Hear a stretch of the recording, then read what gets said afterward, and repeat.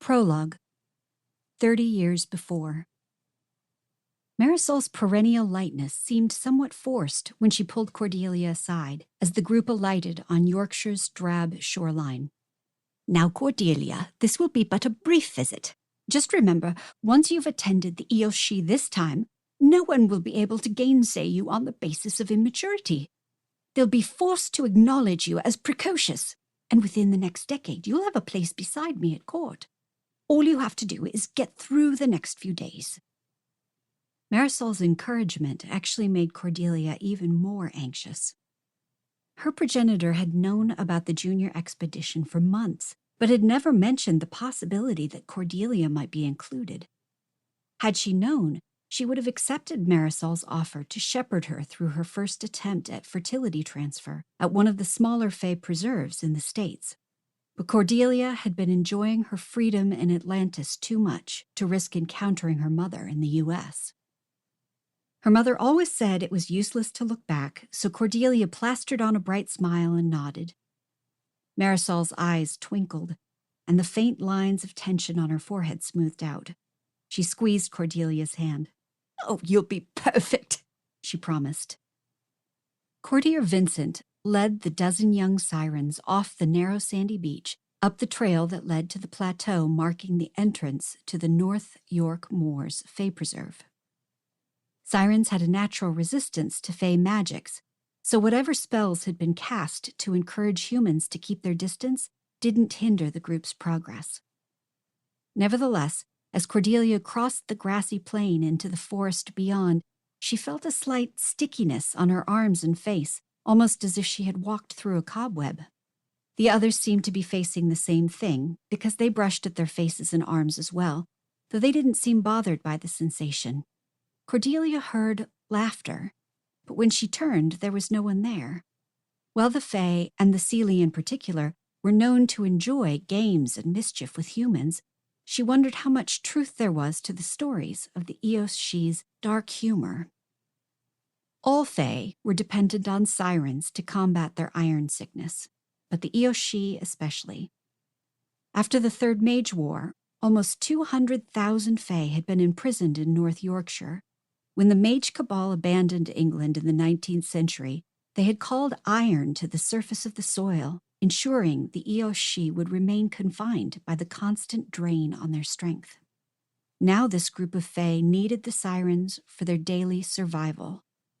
How the Eoshi must hate us, Cordelia thought and shivered.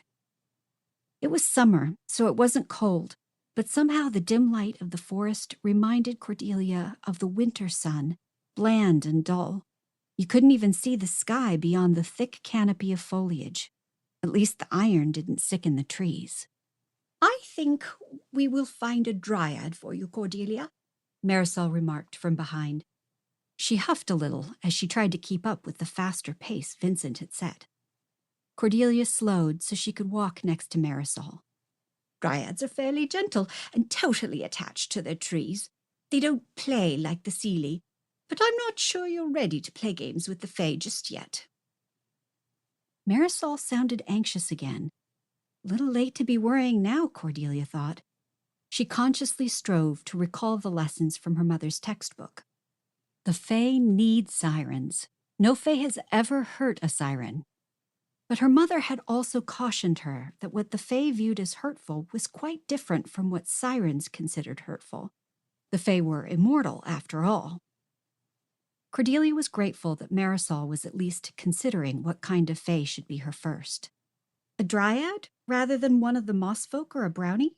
she asked hesitantly. "Oh, yes. I think a dryad would be a good choice. They're sweet and somewhat single-minded. There's a rowan I quite like a lot. He's attached to Titania's tree, so he's rather a special dryad after all." Cordelia's mother had always hated Marisol's fixation on status, but Cordelia was grateful for her attention to such details. Contrary to her mother's determined obliviousness, status mattered on Atlantis. And in the States, too. Everywhere, really. "Of course, Marisol," Cordelia said. "Whatever you think best." "Nana, remember," Marisol corrected, squeezing Cordelia's arm gently. I am your progenitor, after all. Nana, Cordelia obediently replied, and Marisol smiled. I think you should go today. Get it over with, don't you think? Then you won't be fretting about it. Cordelia's heart pounded, and she thought she'd rather watch a few of the more experienced sirens first. But she said nothing, not knowing how to admit to Marisol that she was scared. You know, I'll show you first. I'm full to the brim, and it does get rather uncomfortable being so stuffed. Of course, it's important when coming to the moors that you're as full as possible. She needs so much. It's impossible, really.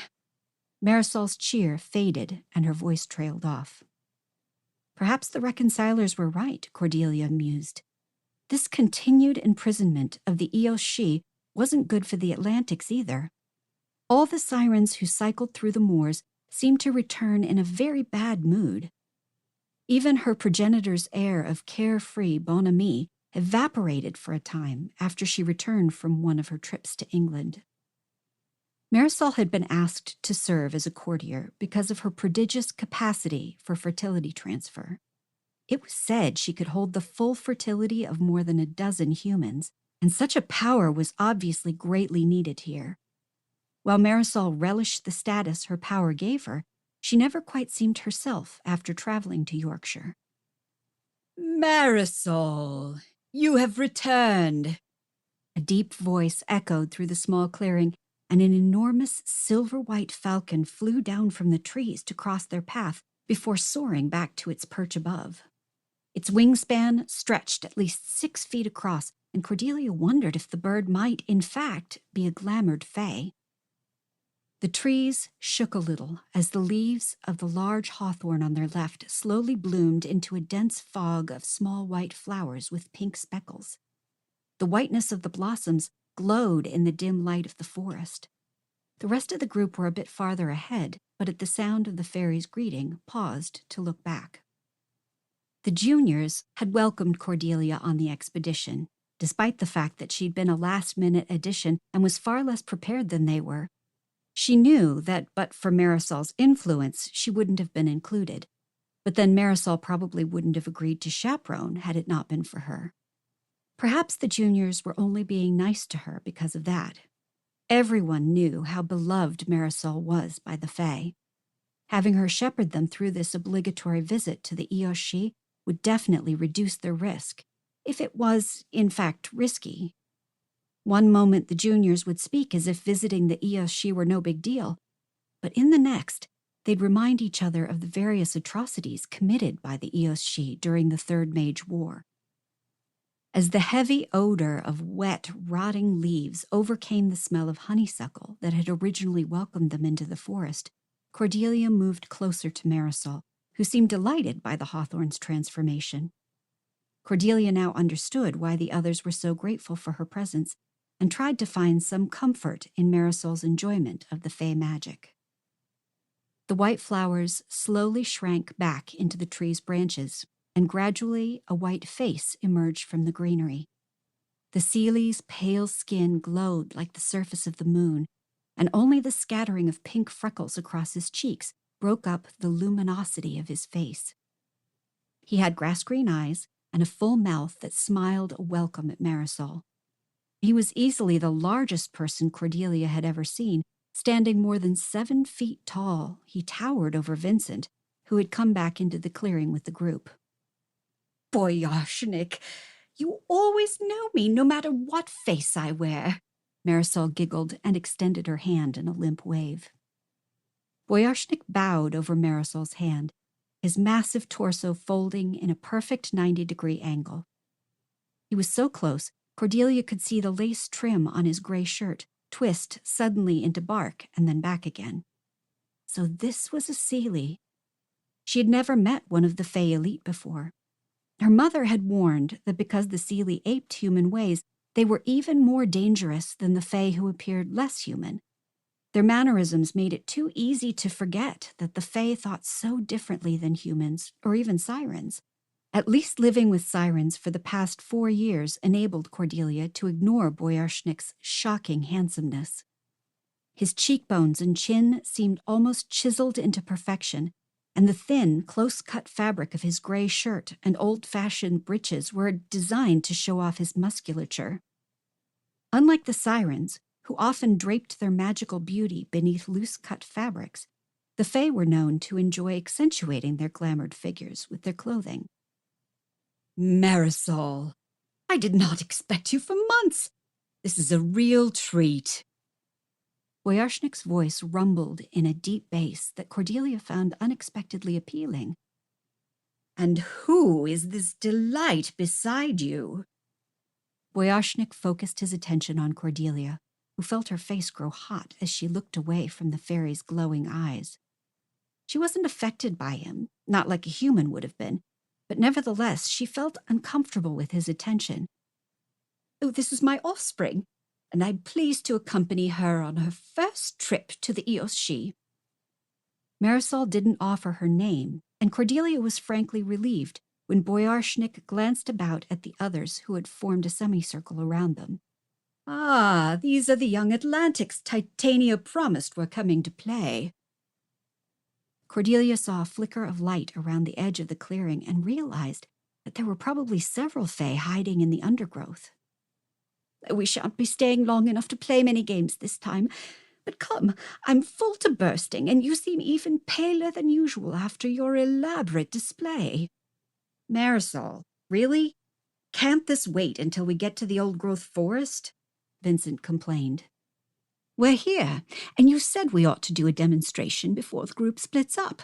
So why not get started now? Never say I'm anything but diligent at my work." Even Cordelia caught the barbs in Marisol's tone.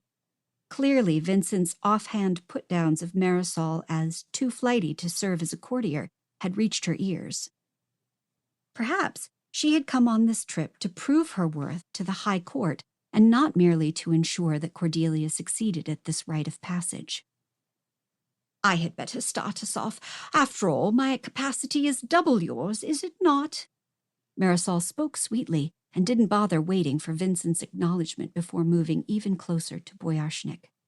"Ah, so I'm to be a demonstration. Is that all I am to you, love?" Boyarshnik seemed impossibly flirtatious, but Cordelia thought his face looked tense. Marisol ignored his comment as she looked at the junior sirens. "The Eos-She are simply fae, just like all the others you've met. There's no difference, really. Watch." Marisol gestured, and Boyarshnik obligingly knelt down so that his face was within Marisol's reach. "Just a gentle kiss to restore what you lost when you loosed your Gryfalcon," Marisol said softly. "You noticed," Boyarshnik rumbled. Marisol patted his shoulder. "I love your falcons, and you called my favorite for me. Such a welcome deserves a guesting gift in return." Marisol clasped her hands on the sides of his face and kissed him gently on the mouth. Cordelia could see his eyes flutter, then close. The sound of rain enveloped them, and as Cordelia looked around to see where it was falling, suddenly Boyarshnik stood up and Marisol stepped back practically into Cordelia. It seemed that Boyarshnik's whole demeanor had changed. Cordelia couldn't pinpoint exactly why she thought so. Perhaps it was the languid grin that had changed his visage. His prior smile had an edge to it that she hadn't noticed until it was replaced by this new expression. It was almost as if he had been starving before, but now had finally had a feast. "Ah, Marisol, for that I will let you fly, my birds. Come, let me lead the way." And with that, Boyarshnik swept Marisol to the front of the group. Cordelia's gaze was caught by the flash of a firefly, and she paused, wondering whether it were truly a firefly or perhaps a will-o'-the-wisp. Suddenly, she realized that she was in danger of being left behind and hurried to catch up. A tree root rose in her path and Cordelia stumbled. Out of nowhere, a rail-thin woman appeared, taking her arm to steady her. "Take care," she said, so softly that Cordelia wasn't sure she had actually heard her.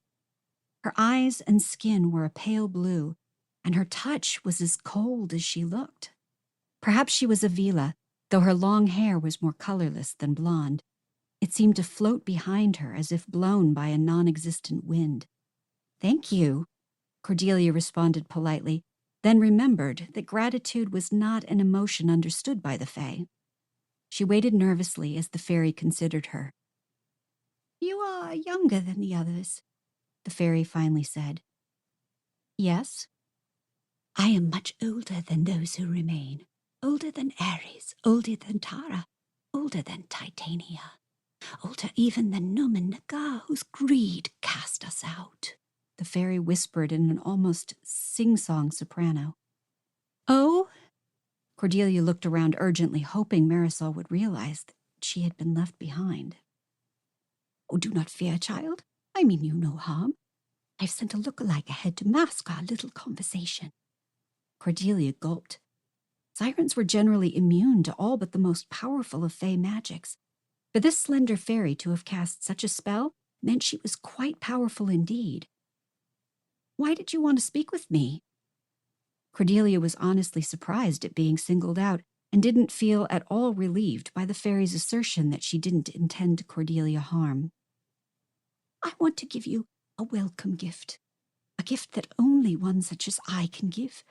A gift freely given." "Beware the gifts of the fae," Cordelia quoted without thinking, then gasped. But the fairy only smiled. "Fairly said. This is a gift of truth. You value truth-telling, no?" "I thought the fae couldn't lie," Cordelia said. "Oh, we can't. But truth is more than just the absence of lies, is it not? Truth is pure and brilliant and hard like a diamond. Real truth shines like a jewel and pulses from your heart. I think that you are one who would value truth."